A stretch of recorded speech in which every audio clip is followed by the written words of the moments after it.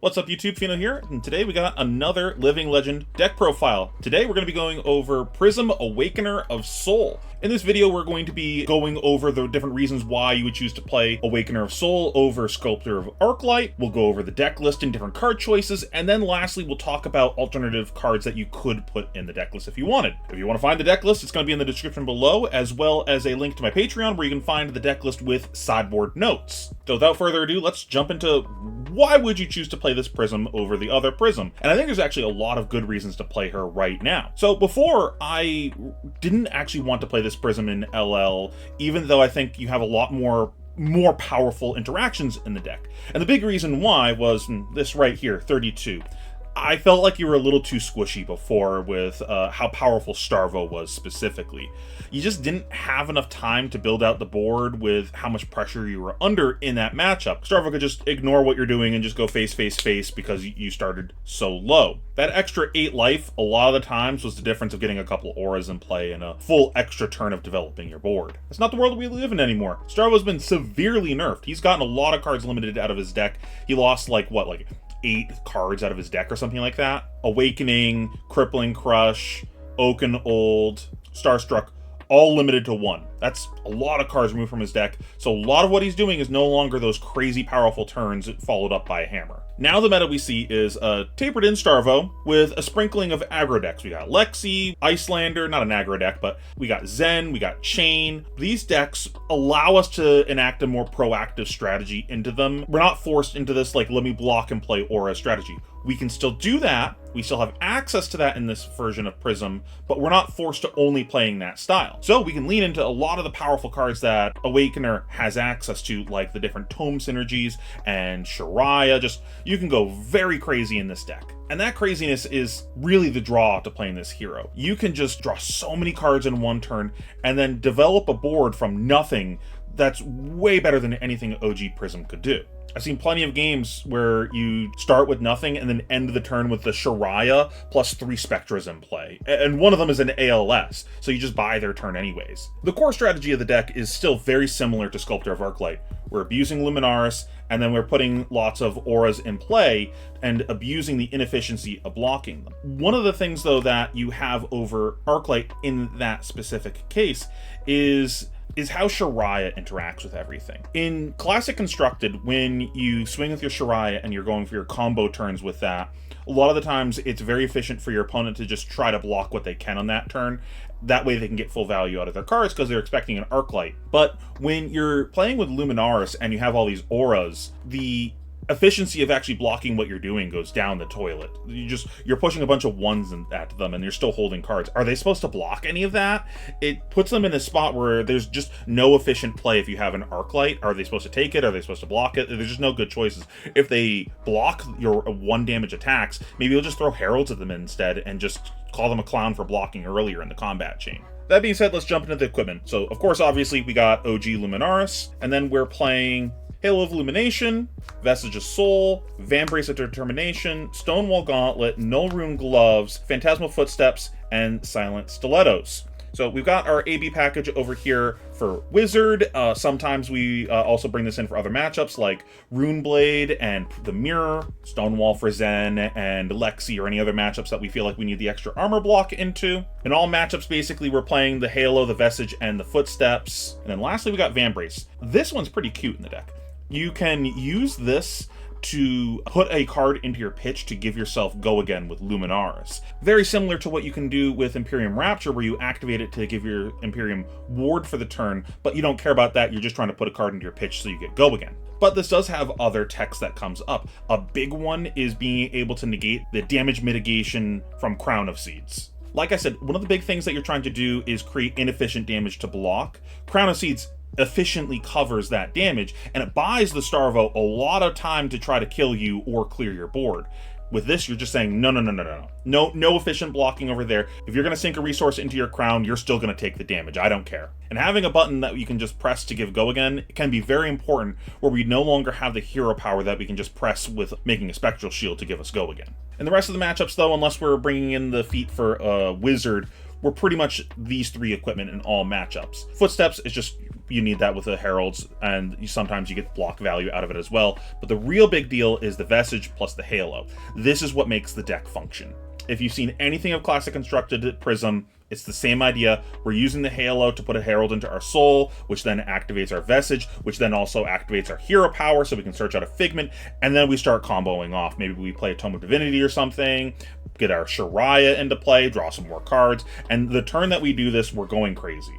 Now, one last thing to note about the Luminaris as we jump into the core of the deck, it does not work with your Angels. That's something really important to note.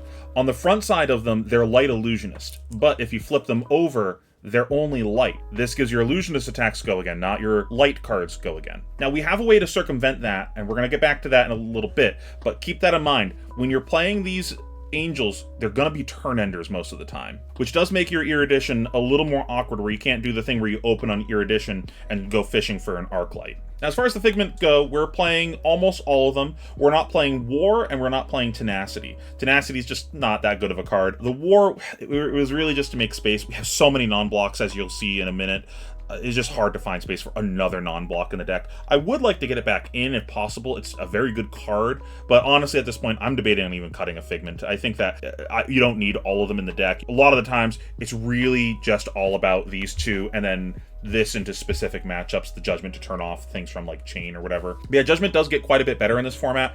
It has targets from Chain, Viserai, though I'm not even sure if I want to play into Viserai just because of space considerations, Pheano, Zen. Just having that one card, just like, let me stop what you're doing, can be a pretty big deal. And then Triumph-Forming Ravages are just nice to have access to for tricks with your Halo. Now, just like Sculptor of Arclight, we're playing all of the Spectra. They're just so good, especially with the Luminaris. It's hard to not play all of them. I am actually considering cutting a few of them just to make space for something else. Like, as you'll see, we're not playing Restless Coalescence like we were in Sculptor of Arclight, so maybe I want to make some space for that. I don't know. It hurts a part of my soul cutting Spectra. It's got a soft place in my heart for that, but again, it's a lot of non-blocks when you have this many non-blocks combined with the Figments. And then we have even more in the next pile of cards we're going to be looking at. So it's just like, man, you really got to be on the front foot with this deck. If you get in a spot where you have to start blocking, things can fall apart real quick. Of note, the Genesis and the Merciful do get quite a bit better in this version of Prism, where we have the Vestige to get extra value out of our Soul. But also keep in mind, we don't have Tunic, so we're not going to be playing these blue auras off of a single blue pitch every 3 turns. So we got to find other spots to play them efficiently. So that's going to be, you get a Genesis and get a trigger off of it, and then you're able to play another thing. Or maybe they bonk one of your auras and you play a Merciful, or they bonk the Merciful itself, and now you're able to pitch a blue with your Vestige to put an aura into play. Or you're trying to do it off of your big Halo turn, where you crack Halo, put something in your Soul Search, play Shariah, play a bunch of more auras, swing the Shariah, draw some cards, play an Arclight. You're going to have to find spots that are efficient to play them, because just playing them normally is usually not what you're trying to do. Now, these pretty much feel like the big reason to be in Awakener of Soul. Tome of Divinity, Light of Soul, and Great Library of Solana. Tome of Divinity is just an absolutely busted card, and just leads to you just running away with games that you had no business winning normally. Like I said, you have that Halo turn where you crack Halo, grab your Shariah, and now you're off to the races. Well, let's draw even more cards in that turn. And one of the problems in Classic Constructed with doing this kind of strategy was you're bottlenecked on number of action points, because you can only play, like, you know, Herald Angel plus either another Herald or another Angel at the end with Luminaris Angel's Glow. But with OG Luminaris, we don't have that problem. So if we draw a bunch of cards, we're not going to be constrained in action points. If we want to throw a ton of Heralds in one turn, we can do that. We can just play all the Heralds and just push our opponent's life total down. As far as the 2 Fables go, Light of Soul is just so good in the deck. It is a coin flip on whether you hit a lot of the times, but when you do, it's such a blowout. And when you miss, whatever, it was a yellow. It didn't matter anyways. But this leads, again, to you stealing games that you had no business winning, sometimes getting that extra soul that you needed to just say, all right, I'm off to the races, or get the search off that you just didn't have access to without hitting. Great Library, I actually think that you could cut this. If you don't want to spend the money on it, you don't already have it, or you just don't like the card like me. Like, I'm actually not that big of a fan of this card, which is funny. Howling Mine effects are like my favorite effect in Magic, and it's just, I have such a love-hate relationship with it. Again, it's all the non-blocks. The fact that it doesn't block itself and it doesn't pitch can just lead to some awkward scenarios, or in spots where you're like, okay, I'm gonna draw from my Shariah, and literally any 2 cards in my deck play here. I just need any 2 cards to pitch to play this Arclight in my arsenal. And you draw, and then one of them's a library, and you're like... Also, in some of the matchups that you play it can actually be a trap where you taking the negative tempo line of playing this card, because in essence, you're pitching a card and playing a card. You're down 2 cards. You play this. Ideally, the turn that you play it, you draw a card. That doesn't always happen, but ideally you draw a card. So you're net down 1 card when you play it. You just spent 2 cards to draw 1. If the game doesn't go long enough, because you took a negative tempo line where you didn't actually do anything to affect the board that turn, and your opponent goes, oh, you didn't actually make me block? Okay, punch you in the mouth really hard. That can lead to you losing the game as well. Also, in this deck list, we're playing more blues than in Classic Constructed. So we're actually pitching blues to cover our round a lot of the time. So if we're not pitching double yellow, we're not actually getting value out of it. I definitely think you can cut this if you don't want to play it. I'm really on the fence about it myself. Now for the rest of the core of the deck, we've got a bunch of Heralds, Phantasmal Symbiosis, and Warmonger's Diplomacy. As I mentioned in the previous video, Warmonger is very good for dealing with Rune Blades and Lexi. Erudition, obviously very powerful card. Judgment to shut off, the Rune Blades and Zen. And we do need to hit a certain density of Heralds in the deck, because we do care more about Heralds than Sculptor of Arclight does. Now, earlier in the video, I mentioned that Luminar's doesn't give your Angels Go Again, but there's a way to kind of play around that. Phantasmal Symbiosis is our answer to that problem. So in Sculptor of Arclight, we were just playing this as an efficient 3-card play where we're pitching a yellow and playing 2 1-costs. We can still do that. That's still something that we have access to. But we don't have to name a popper with it in Awakener of Soul. What we can do is actually name our Angel, and then the Angel becomes Illusionist.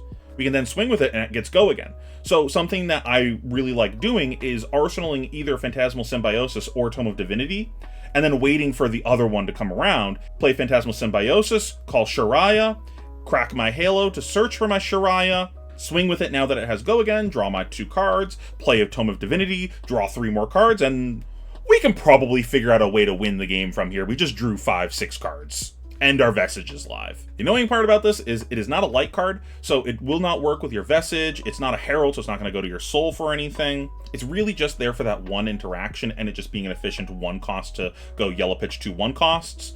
So if you wanted to cut it, I could see that argument. I think that 1 interaction, though, is powerful enough that it's worth the inclusion, though you could maybe shave a copy or 2, because you really only need to get that off once for the game to be over. And then lastly, again, we have the defensive cards. That all you got for Zen.